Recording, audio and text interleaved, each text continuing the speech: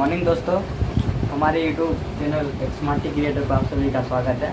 आज मैं आप लोग को बताऊंगा कि आप लोग अभी डिप्लोमा में पढ़ाई कर रहे हैं। अभी आप लोग पॉलिटेक्निक का जो भी सेमेस्टर में पढ़ रहे होंगे, जैसे कोई 5th में पढ़ता होगा, कोई 3rd में पढ़ता होगा, तो आज मैं आपको वही बताऊंगा कि आप आफ्टर डिप्लोमा स्टडी, आप डिप्लोमा में स्टडी करने के बाद आपके पास क्या क्या स्कोप होगा।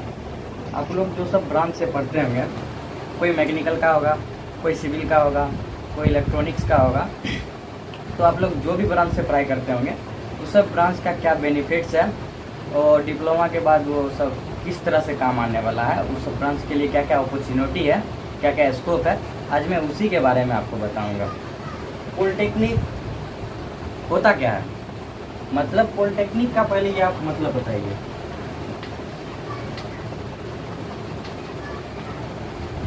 पॉलिटेक्निक का मतलब होता है, पॉली मतलब बहुत होता है,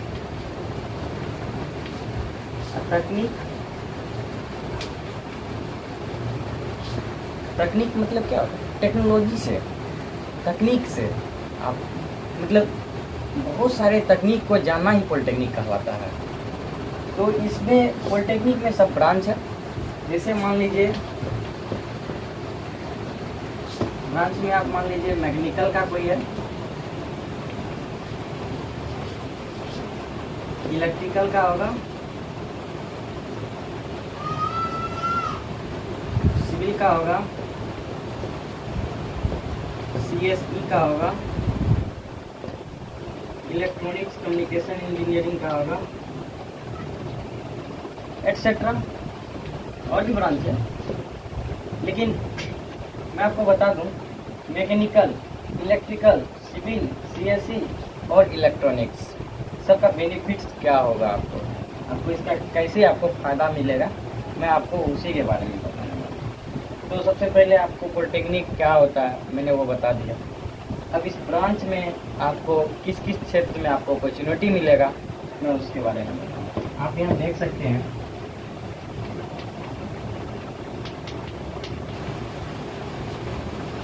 सबसे पहले मैकेनिकल इंजीनियरिंग से मैं स्टार्ट करता हूँ, क्योंकि मैं खुद डिप्लोमा से पढ़ाई कर रहा हूँ। मेरा मैकेनिकल इंजीनियरिंग मेरा ब्रांच है।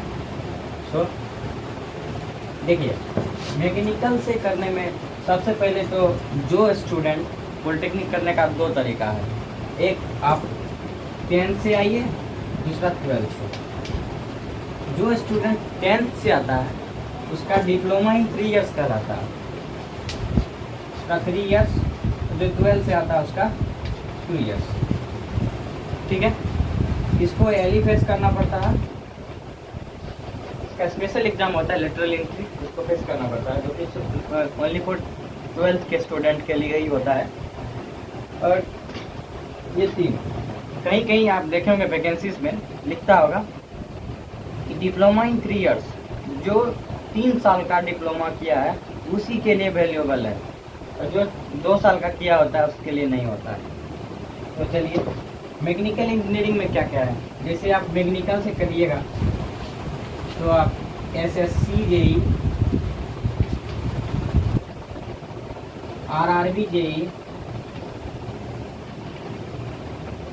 SSC JEE, RRB JEE का मतलब रेलवे में, रेलवे JEE।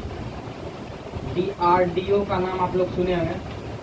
DRDO क्या होता है आप लोग सुने होंगे। DRDO में आप लोग सेप्टम का एग्ज़ाम होगा, उसमें टेक्नीशियन के लिए, JEE के लिए आप फिलअप कर सकते हैं as a junior engineer, as a junior scientist, you know what. DRDO that means defence research and development organisation. इसमें आप कर सकते हैं, RRB JEE में कर सकते हैं, DRDO में कर सकते हैं, भावा रिसर्च सेंटर में कर सकते हैं, इसरो में कर सकते हैं, एट्सेट्रा एट्सेट्रा। सबसे इम्पोर्टेंट है SSC JEE, RRB JEE। ज़्यादातर स्टूडेंट SSC JEE और RRB JEE पे फोकस करता है, क्योंकि इसमें मतलब सीट सफिशिएंट रहता है और मतलब सीट अच्छा खासा रहता है, तो इस पर ज़्यादा मतलब फोकस करता है और इस पर ज़्यादा तैयारी करता है। और DRDO में भी JEE मैकेनिकल इंजीनियरिंग से जो डिप्लोमा करता है उसका स्कोप है। इसमें आपको सेप्टम नाम का एग्ज़ाम देना पड़ता है, जो कि मतलब 2-3 चरण में एग्ज़ाम होता है। इसका फर्स्ट PT होता है, सेकेंड मेंस, और फिर आपको भाइवा देना पड़ता है, इंटरव्यू जिसको आप लोग कहते हैं।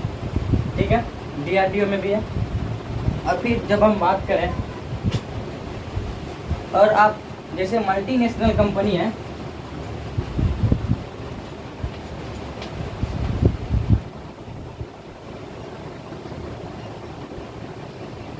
मल्टीनेशनल कंपनी में भी जैसे नवरत्ना है, सेल है, वेल है, गेल है, सब में आप कर सकते हैं फिलअप। उसमें भी आपका एग्ज़ाम होता है और मतलब उसमें भी आपका सिलेक्शन होता है। अब मैं बात करूँगा, सेकेंड है इलेक्ट्रिकल इंजीनियरिंग।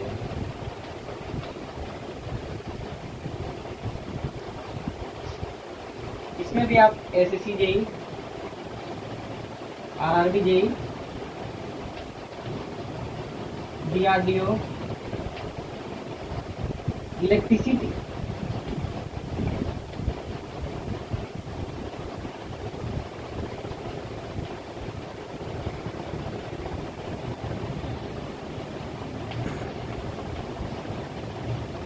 इलेक्ट्रिसिटी बोर्ड में जितना भी वैकेंसी आएगा,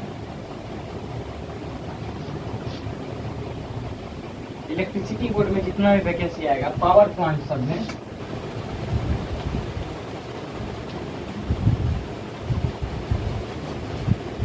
पावर प्लांट जहाँ पर इलेक्ट्रिक का जनरेशन होता है वहाँ सब पे ज़्यादातर यही इंजीनियर काम करते हैं, इलेक्ट्रिकल इंजीनियर काम करते हैं। इसमें भी आप SSC JE, RRB JE, DRDO में भर सकते हैं, लेकिन डीआरडीओ में सबसे ज़्यादा वैकेंसी इलेक्ट्रॉनिक्स और मैकेनिकल का होता है, तो ज़्यादातर उसमें इलेक्ट्रॉनिक्स और मैकेनिकल का ही स्टूडेंट जाता है। और इलेक्ट्रिसिटी बोर्ड में विद्युत विभाग में आप लोग मतलब इलेक्ट्रिकल इंजीनियरिंग का बहुत स्कोप है। और पावर प्लांट जहाँ पे इलेक्ट्रिक जनरेशन होता है वहाँ पर भी इसका बहुत ज़्यादा इम्पोर्टेंस है, और मल्टीनेशनल कंपनी सब में भी इसका बहुत ज़्यादा इम्पोर्टेंस है। अब मैं बात करूँगा सिविल।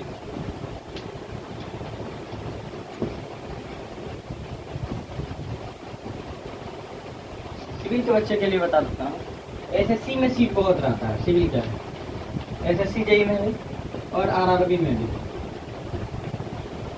लेकिन जब डीआरडीओ का बात आता है तो यहाँ पे इसका सीट कम हो जाता है। और कंस्ट्रक्टिव एरिया सब में जहाँ पे कंस्ट्रक्शन, जैसे बिहार हो गया, अब बिहार पॉलिटेक्निक से अगर आप कर रहे हैं तो बिहार में कंस्ट्रक्शन बहुत कम है, यानी कि यहाँ पे कंस्ट्रक्शन के मामले में बिहार पीछे है। तो यहाँ पे कंस्ट्रक्शन का काम क्या होगा, ज़्यादा होगा।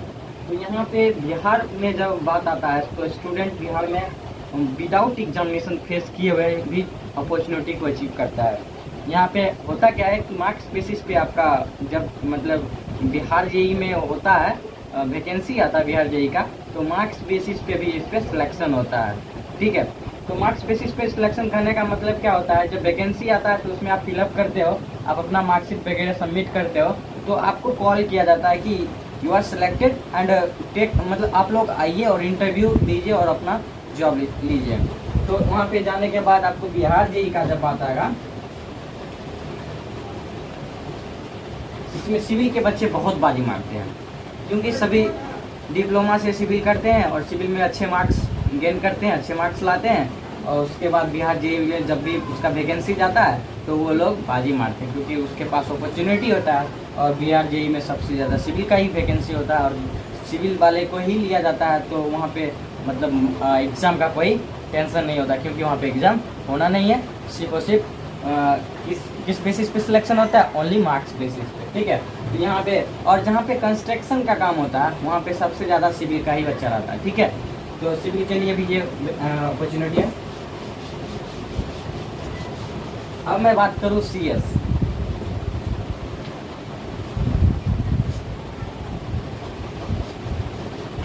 थोड़ा सीएस को मतलब सीएस के बच्चे के लिए थोड़ा सा यहाँ पे प्रॉब्लम है, क्योंकि सीएससी डिप्लोमा से करके आपको कोई फ़ायदा मिलने वाला है नहीं।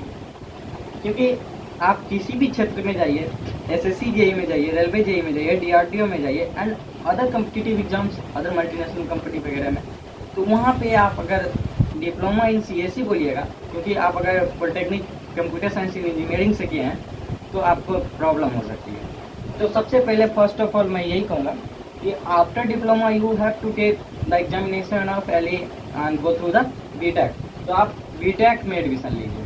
तो बीटेक में करने के बाद अगर आप बैचलर डिग्री इन सीएससी लेते हैं, यानी कि सीएससी से आप बैचलर कर लेते हैं, तो आपका जॉब का अपॉर्चुनिटी कहीं ज़्यादा बढ़ जाता है। तो आप किसी भी फील्ड में, सॉफ्टवेयर फील्ड में या फिर जहाँ भी मतलब आईटी के फील्ड में जहाँ पर भी मतलब कंप्यूटर साइंस इंजीनियरिंग का जहाँ पे वैकेंसीज ज़्यादा अवेलेबल है तो वहाँ पे आप फिलअप कर सकते हैं। तो सबसे पहले आपको यहाँ बीटेक करना पड़ेगा, जिसके लिए आपको अपॉर्चुनिटी ज़्यादा मिलेगा। अन्यथा एसएससी जेई में भी आता है, ऐसा नहीं है, एसएससी जेई रेलवे जेई सब में आता है, बट वही आता है 5, 6, 10 सीट ऐसे आता है, तो उस पर फाइट करना ज़्यादा क्रिटिकल हो जाता है, ज़्यादा प्रॉब्लम फेस करना पड़ता है। So first of all you have to, पहले आपको क्या बीटेक करना चाहिए। बीटेक करने के बाद आप मतलब रिस्पॉन्सिबल हैं। सो सीएस के बच्चे के लिए थोड़ा सा ये प्रॉब्लम है। अब मैं बात करूं इलेक्ट्रॉनिक्स एंड कम्युनिकेशन का, ईसी इंजीनियरिंग का। इलेक्ट्रॉनिक्स के बच्चे के लिए सबसे ज़्यादा वैकेंसी हम बता दें कि डीआरडीओ में होता है, रिसर्च सेंटर में सबसे ज़्यादा डीआरडीओ में इलेक्ट्रॉनिक्स के बच्चे को ज़्यादा पीएचडी मिलता है, मैकेनिकल और इलेक्ट्रॉनिक्स के बच्चे को। यहाँ पे क्या है कि जो भी स्टूडेंट इलेक्ट्रॉनिक्स से इंजीनियरिंग किया है उसका यहाँ पे ज़्यादा से ज़्यादा वैल्यूएशन होता है। और बीएसएनएल में देख लीजिए, बीएसएनएल कोई भी टेलीकॉम कंपनी जो टेलीफोन, मोबाइल एक्सेट्रा जो मतलब उस पर जो काम करती है, जैसे बीएसएनएल भारत संचार निगम लिमिटेड, उसमें सबसे ज़्यादा इलेक्ट्रॉनिक्स के बच्चे को लिया जाता है जेई एज ए जेई, फिर उसका प्रमोशन हो करके जेटीओ वगैरह बनाया जाता है। तो बीएसएनएल हो गया, डीआरडीओ हो गया, एसएससी जेई हो गया, रेलवे जेई हो गया, सब में इसका मतलब स्कोप है। सो आप लोग के लिए थोड़ा सा ये फ़ायदेमंद चीज़ है। तो दोस्तों मैंने आप लोग को बताया कि मतलब आप लोग डिप्लोमा करने के बाद क्या क्या कर सकते हो, आपके पास क्या अपॉर्चुनिटी है, आप किस ब्रांच से बिलोंग करते हो, उस ब्रांच से क्या क्या अपॉर्चुनिटी आने वाला है, क्या क्या अपॉर्चुनिटी आपको मिलेगा, उसके बारे में मैंने आप लोग को बताया।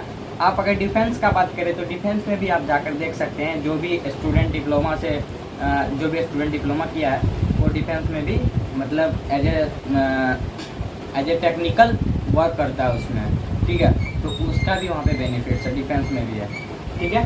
तो उम्मीद करता हूँ आपको अच्छा लगा होगा। हमारे स्मार्टी क्रिएटर चैनल को आप सब्सक्राइब कर दें, लाइक कर दें, शेयर और अपने दोस्तों के साथ शेयर करना ना भूलें। धन्यवाद।